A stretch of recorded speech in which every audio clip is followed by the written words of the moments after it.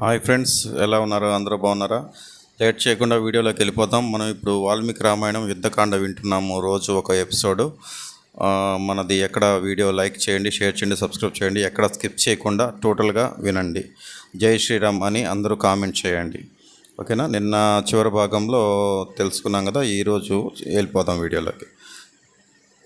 తన ప్రత్యర్థి ఆట కట్టించినందున రావణుడు తనకు బ్రహ్మదేవుడు ప్రసాదించిన శూలమును తీసుకొని దానిని మహావేగంతో లక్ష్మణుని మీదకు విసురుతాడు.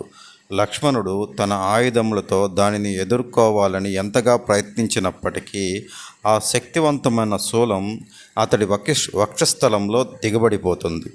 దాని ప్రభావం చాలా తీవ్రమైనది. అందువల్ల లక్ష్మణుడు నేలపై పడిపోతాడు. తన స్పృహ నిలుపుకునేందుకు లక్ష్మణుడు పోరాడుతుండగా అతడిని బంధించాలని రావణుడు వస్తాడు. అయితే తనను రాక్షసరాజు పోతున్నాడన్న తరుణంలో తాను సాక్షాత్తు శ్రీ మహావిష్ణువు యొక్క సంపూర్ణ విస్తృతినని లక్ష్మణుడు జ్ఞప్తికి గుర్తుకు తెచ్చుకొని తన అపరిమిత బలశక్తులను ప్రదర్శిస్తసాగుతాడు. నిజానికి మొత్తం ముల్లోకాలను ఎత్తగల సామర్థ్యం ఉన్న రావణుడు తన శక్తిని ప్రయోగించి కూడా లక్ష్మణుని ఎత్తలేకపోతాడు. రావణుడు తన రథమును అధిరోహించగా అకస్మాత్తుగా హనుమంతుడు రివ్వున తీసుకువచ్చి అతడి వక్షస్థలం మీద తన పిడికిలితో బలంగా గుద్దుతాడు. రావణుని 10 నోళ్ల నుండి 20 కర్ణముల నుండి 20 నేత్రముల నుండి తీవ్రమైన రక్తం స్రవిస్తుంది. రావణుడు ఇలా రక్తం స్రవించినందువల్ల ఆయన స్పృహ కోల్పోయి రథం నుంచి జారి క్రింద పడిపోతాడు. ఇదంతా చూసి వానరసేన అంతా ఆనందోత్సాహాలతో పండుగ చేసుకుంటారు. అంతటా హనుమంతుడు లక్ష్మణుడు గాయపడి ఉన్న చోటుకు వెళతాడు. హనుమంతుని పట్ల ప్రేమతో లక్ష్మణుడు తన దేహమును తేలికపరచగా హనుమంతుడు ఆయనను మోసుకుపోగలుగుతాడు. మాయాశూలం తన పని పూర్తి కావడంతో లక్ష్మణుని వక్షస్థలం నుంచి తనకు తానే ఉపసంహరించుకుని రావణుని వద్దకు తిరిగి వెళ్ళిపోతుంది. ఈలోగా రావణుడు తిరిగి స్పృహలోనికి వచ్చి మళ్ళీ తన ధనుస్సును అందుకుంటాడు. లక్ష్మణుడు కూడా లేచి నిలబడతాడు. శ్రీ విష్ణువు యొక్క అనూహ్య మహిమా ప్రభావం వలన ఆయన గాయములన్నీ పూర్తిగా నయమవుతాయి. రావణుడు ఎందరో వానరులను నేలకూల్చినందున అతడితో తాను స్వయంగా యుద్ధం చేయవలసిన సమయం ఆసన్నమైందని రాముడు నిర్ణయించుకుంటాడు. హనుమంతుడు అభ్యర్థించగా రాముడు అతడి మూపు పైనెక్కి రాక్షసరాజు వద్దకు దూసుకు వెళుతాడు. యుద్ధమునకు సవాలు చేస్తాడు రాముడు. రాముని పట్ల విపరీతమైన ద్వేషాభావం నింపుకున్న రావణుడు హనుమంతుని మీద బాణములతో వర్షం కురిపిస్తాడు. అయితే హనుమంతుడి మీద వాటి ప్రభావం ఏమాత్రం ఉండదు. రావణుని రథం వద్దకు వెళ్ళి రథమును నుగ్గు చేయగలుగుతాడు. ఆ తర్వాత రాముడు ఒక ఉజ్వలమైన శరమును ఎక్కుపెట్టి రావణుని వక్షస్థలమును ఛేదించడంతో అతడు దిమ్మెరపోయి తన ధనుస్సును జారవిడుస్తాడు. చివరకు రావణుని ధ్వజమును విడిచివేసిన శ్రీరాముడు అతడితో, నీవు రణరంగంలో అసంఖ్యాకులైన వానరులను వధించి గొప్ప వీరోచిత కృత్యం చేశావు. అందువలన పోరాటంలో ఎంతగానో అలసిపోయి ఉన్నావు. నిన్ను ఇప్పుడు నేను చంపబూనను. నీవు లంకకి తిరిగి వెళ్ళి విశ్రాంతి తీసుకోవచ్చు. నీవు బాగా కోలుకున్న తర్వాత మళ్ళీ తిరిగి యుద్ధం ప్రకటిస్తాను. అప్పుడు నీతో యుద్ధం చేస్తాను అని ప్రకటిస్తాడు శ్రీరామచంద్రుడు. సిగ్గుతోనూ అవమాన భారంతోనూ రావణుడు తలవాల్చుకుని లంకకు తిరిగి వెళ్ళిపోతాడు. రామలక్ష్మణులు వానరుల దేహముల నుండి బాణములను వెలికితీస్తూ పనిలో ఉంటారు. రావణుని గర్భభంగమును ఆకాశంలో చూస్తున్నటువంటి దేవతలు, ఋషులు సంతోషంతో తమ కార్యం త్వరలోనే నెరవేరుతుందన్న విశ్వాసంతో ఎంతగానో ఆనందిస్తారు. విచారవదనంతో తన సింహాసనంపై కూర్చున్న రావణుడు తన సచివులకు ఇలా వివరిస్తాడు. చాలా కాలం క్రిందట బ్రహ్మదేవు నుండి నేను వరములు పొందే సమయంలో నన్ను మానవుల విషయంలో జాగ్రత్తగా ఉండమని ఆయన కూడా నన్ను హెచ్చరించాడు. ఆ తర్వాత విశ్వాకు వంశమునకు చెందిన అనర్యుడనే రాజు భవిష్యత్తులో నా వంశంలోనే ఒకడు అవతరించి నిన్ను నీ బంధువులను హతమారుస్తాడు అంటూ నన్ను శపించాడు. తరువాత వేదవతిని నా కోర్కె తీర్చమని అడిగినప్పుడు ఆమె కూడా నన్ను శపించింది. నిజానికి ఆమెయే నాకు మృత్యువు కలిగించడానికై జనక మహారాజు ప్రత్యేకగా వచ్చిందని విశ్వసిస్తున్నాను. అంతేగాక ఒకసారి నేను కైలాస పర్వతమును ఎత్తినప్పుడు ఉమాదేవి భీతురాలే, ఓ దుష్ట రాక్షసుడా, ఏదో ఒక రోజున ఒక స్త్రీయే నీ మృత్యువునకు కారకురాలవుతుంది అని శపించినది. ఆ తర్వాత ఒకసారి వానరుల ముఖం కలిగినటువంటి కారణంగా నందీశ్వరుని చూసి నేను నవ్వగా, ఒక వానరసేనయే నీ వంశాన్నంతటినీ సర్వనాశనం చేస్తుంది అంటూ అతడు కూడా నన్ను శపించాడు. దీనికి తోడు నేను అమాయక స్త్రీలను మానభంగం చేసినందుకు గాను రంభ, బ్రహ్మదేవుడు, పుంజిక స్థలి, నెలకువారుడు అంతా నన్ను శపించారు. నా పూర్వ పాప బీజములన్నీ చివరకు ఇప్పుడు ఫలం చూపుతున్నాయని నేను అర్థం చేసుకోగలుగుతున్నాను. రాక్షసులారా, యుద్ధరంగంలో కుంభకర్ణుని తలదన్నేవాడు ఎవడూ లేడు. కనుక శీఘ్రమే వెళ్ళి అతడిని నిద్రలేపండి. బ్రహ్మదేవుని శాప ఫలితంగా 9 రోజుల క్రితమే అతడు నిద్రలోనికి జారుకున్నాడు. సాధారణంగా అయితే అతడు నిరంతకంగా 6 మాసముల పాటు నిద్రిస్తుంటాడు. అయినప్పటికీ ఇప్పుడు నా సహాయమునకు అతడు రాకపోతే అతడి అపరిమిత బలాపరాక్రమములు ఎందుకు గొరకాకుండా పోతాయి. అంతటా రాక్షస వీరులు కుంభకర్ణుని నివాసమునకు వెళతారు. కానీ అతడి సహజమైన సమయం రాకముందే అతడిని మేల్కొల్పడం ఎలాగా అని మదనపడుతూ ఉంటారు. అపార పరిమాణం గల ఆహార పదార్థములను, పరిమళ ద్రవ్యములను, పుష్పమూలికలతో అనేక వంటి వస్తువులను తమ వెంట తీసుకొని రాక్షసులు కుంభకర్ణుని యొక్క 1 యోజన వ్యాసార్థంతో విస్తరించి ఉన్న గుహను బోలిన భూగర్భస్థితమైన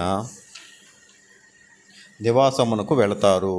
వారు కుంభకర్ణుని గది యొక్క తలుపులను తెరిచినదే తడవుగా అతడి నాసికాపుటలోంది వెలువడుతున్న తుఫాను వంటి వాయువేగం వారిని వెనుకకు విసిరికొట్టింది. ఎట్టకేలకు ఎంతో కష్టం మీద వారు అతడి బ్రహ్మాండమైన పడక గదిలోకి చేరగలుగుతారు. అతడిని మేలుకొలిపే ప్రయత్నములు ప్రారంభిస్తారు. కుంభకర్ణుడు నిద్రిస్తున్న సువిశాలమైన గది పాలరాతిలో నిర్మితమై గోడలను కలిగి ఉంది. నేల రత్నచికితమై ఉంది. ఒక బృహత్తర శయ్య మీద పడుకొని ఉన్న కుంభకర్ణుడు తన ఉజ్వలమైన రత్నకిరీటం కారణంగా ప్రకాశిస్తున్నట్లుగా కనిపిస్తున్నాడు. ముందుగా రాక్షసులు నిద్రిస్తున్న ఆ మహాకాయుని వద్ద భారీ పరిమాణం గల భాండాములలో రక్తమాంసములు తెచ్చిపెట్టారు.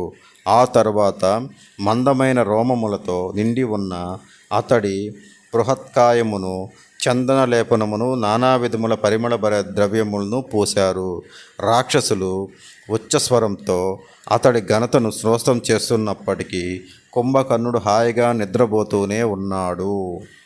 తరువాత రాక్షసులు బిగ్గరగా గర్దించడం, కుంభకర్ణుని కర్ణముల సమీపంలో అంటే చెవుల సమీపంలో శంఖములను పూరించడం, దుదుంబులు మోగించడం ప్రారంభించారు. వాళ్ళు చేతులు చరిచారు, గగ్గోలు పెట్టి గావు కేకలు వేశారు, గణగణ గంటలు మోగించారు, తాళములు వాయించారు, అతడి చేతులను కాళ్లను కదిలించారు. ఇంత చేసినా కుంభకర్ణుడు కదలనే లేదు. ఆ తరువాత రాక్షసులు కుంభకర్ణుని పెద్ద సుత్తులతోనూ గదలతోనూ కొట్టడం మొదలుపెట్టారు. మరికొందరు తమ పిడికిళ్లతో అతడిని పదే పదే గుద్దారు. అయితే కుంభకర్ణుడి నాసికానంద్రము నుండి వెలువడుతున్న ప్రచండ వాయువుల కారణంగా అతడు నివసించేటప్పుడు అతడి ఎదుట నిలబడడం అతడు నిద్రించేటప్పుడు అతడి ఎదుట నిలబడడం ఎవరికైనా కష్టంగానే ఉంది. పైగా అతడి శ్వాస రక్తమాంసముల దుర్గంధమును వెలువరుస్తూ ఉంది. నిజానికి కంపుగొట్టే అతడి నోరు నరకమునకు ద్వారంలాగా కనిపిస్తుంది. కుంభకర్ణుని చుట్టూ నిలిచిన 10,000 మంది రాక్షసులు అతడు ఉచ్ఛ్వాస నిశ్వాసల వేగమునకు సముద్ర తరంగముల మాదిరిగా ముందుకు వెనుకకు కదిలిపోతూ ఉన్నారు. తర్వాత రాక్షసులు అశ్వ, గజ, ఉష్ణ, గార్ధబములను తెప్పించి కుంభకర్ణుని దేహం మీద వాటిని నడిపించారు. కొందరు దూలములతో అతడి కాళ్ళ మీద మోదారు. కానీ ఆ మహాకాయుడైన రాక్షసుడు మేలుకొనలేదు. నిస్పృహకు క్రోధమునకు లోనైన రాక్షసులు కుంభకర్ణుని శిరోజములను పీకడం, అతడి కర్ణములను కొరకడం, అతడి కర్ణరంధ్రములలో పాత్రల కొద్ది నీటిని గుమ్మరించడం వంటివి చేశారు. అయినా కుంభకర్ణుడు నిద్రిస్తూనే ఉండిపోయాడు. అంతటా రాక్షసులు మేకులు నిండిన గదతో అతడిని కొట్టి 1000 వేణుగుల చేత అతడి శరీరమును తొక్కించాడు. అంతటా కుంభకర్ణుడు ఎవరో తనను మృదువుగా స్పర్శించిన అనుభూతితో ఎట్టకేలకు మేలుకున్నాడు. ఈ భయంకర రాక్షసుడు మెత్తగా ఒళ్ళు విరుచుకొని ఆవలించి భుజించడానికి ఏమున్నదా అని చూశాడు. కొందరు రాక్షసులు అప్పటికీ పర్వతశిలలను అతడి దేహం మీదకు విసురుతున్నప్పటికీ కుంభకర్ణుడికి మాత్రం ఏమీ తగులుతున్నట్లే కనిపించడం లేదు. పదే పదే ఆవలిస్తూ కుంభకర్ణుడు సకల జీవుల విలయం కోసం మేలుకున్న కాలపురుషుని వలె కనిపిస్తూ ఎట్టకేలకు లేచి కూర్చున్నాడు. తన ఎదుట ఉంచిన రక్తమాంసములను కుంభకర్ణుడు ఆవురావురమంటూ మెక్కాడు. అతడు తృప్తిగా త్రేప్పడం చూసిన మీదట రాక్షసులు ముకుళిత హస్తములతో అతడిని సమీపించారు.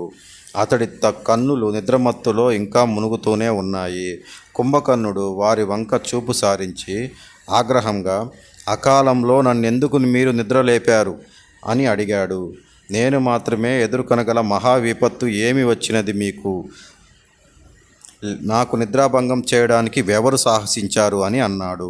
అందుకు యూపాక్షుడనే సచివుడు బదులిస్తూ, లంకానగరమును రామలక్ష్మణులు నాయకత్వంలో ఒక బ్రహ్మాండమైన వానరసేన చుట్టుముట్టింది. ఇప్పటికే చాలామంది రాక్షస వీరులు అసువులు బాశారు.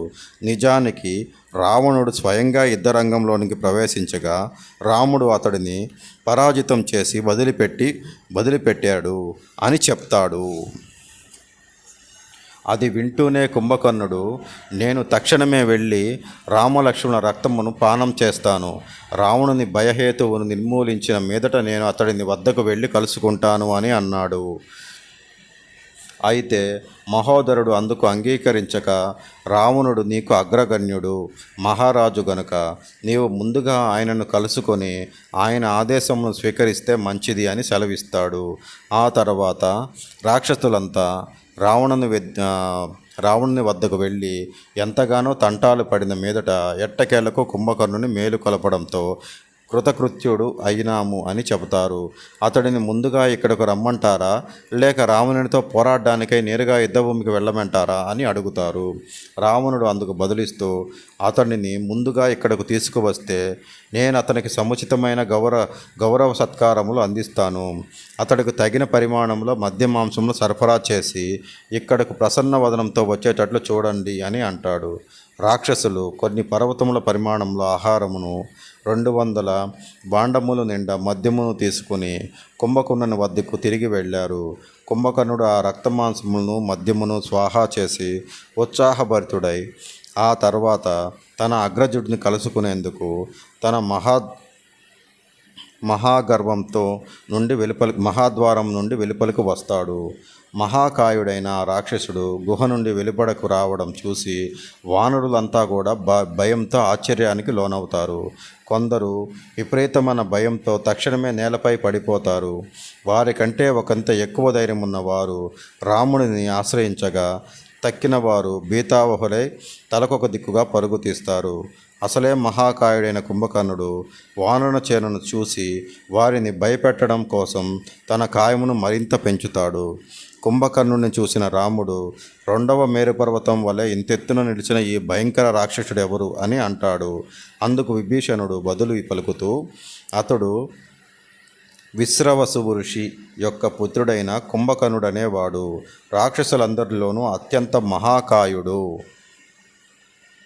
మృత్యుదేవత అయిన యమధర్మరాజును సైతం పరాజితం చేసినవాడు కుంభకర్ణుడు. పుడుతూనే వేలాది ప్రాణములను స్వాహా చేయసాగాడు. ఈ కారణంగా సృష్టిలోని ప్రాణి సమూహమంతా స్వర్గాధిపతి అయిన దేవేంద్రుని ఆశ్రయించగా జరిగిన విషయం తెలుసుకుని దేవేంద్రుడు కోపంతో ఇంద్రుడు కుంభకర్ణుడి మీద దాడి చేస్తాడు. ఇంద్రుడు తన వజ్రాయుధమును ప్రయోగించగా అది తగిలి రాక్షసుడు సుఖకోల్పోతాడు. అయితే కొద్దిసేపట్లోనే తిరిగి మేల్కొని తెలివి తెచ్చుకుని ఐరావతం యొక్క ఒక దంతమును ఊడబెరికి దానిని ఇంద్రుని వక్షస్థలంపై కొట్టగా ఇంద్రుడు తీవ్రమైన వేదన పొందుతాడు. ఆ తరువాత పరాజితుడైన స్వర్గాధిపతి బ్రహ్మదేవుని ఆశ్రయించగా ఇంద్రుడు ఆయనతో, పిశ్రవసు కుమారుడైన కుంభకర్ణుడనేవాడు ఋషులను వేధిస్తూ పరస్త్రీలను ఎత్తుకొని పోతున్నాడు. అంతేగాక అతడు ప్రాణములను భక్షిస్తున్నాడు.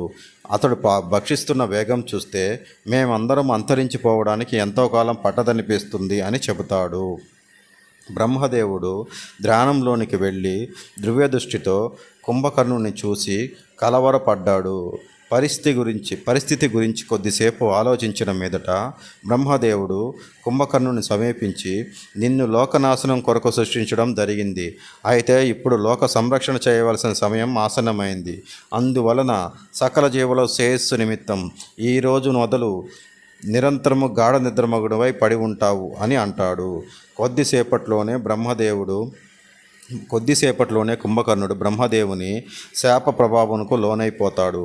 ఆ తర్వాత రావణుడు, ఓ బ్రహ్మదేవ, సరిగ్గా ఫలించనున్న తల్లంలో ఒక వృక్షమును నీవు పడగొట్టావు. ఓ విశ్వగురోత్తమ, నీ మునిమనముని ఇలా శపించడం నీకు తగదు. నీ వాక్కు వృధా పోదని నాకు తెలుసు. అయితే కుంభకర్ణుడు మేల్కొనే ఉండేందుకు కనీసం కొంత సమయమును నీవు అనుమతించాలి అని వేడుకున్నాడు. ఓకే ఫ్రెండ్స్, ఈరోజు ఎపిసోడ్ అయితే ఇది. మీరు విన్నారని అనుకుంటున్నాను. మీకు నచ్చిందని అనుకుంటున్నాను. ఎక్కడైనా తప్పులుంటే దయచేసి మళ్ళీ చెప్తున్నాను. రామాయణ మహాకావ్యంను చెప్పడం ఆషామాషి కాదు.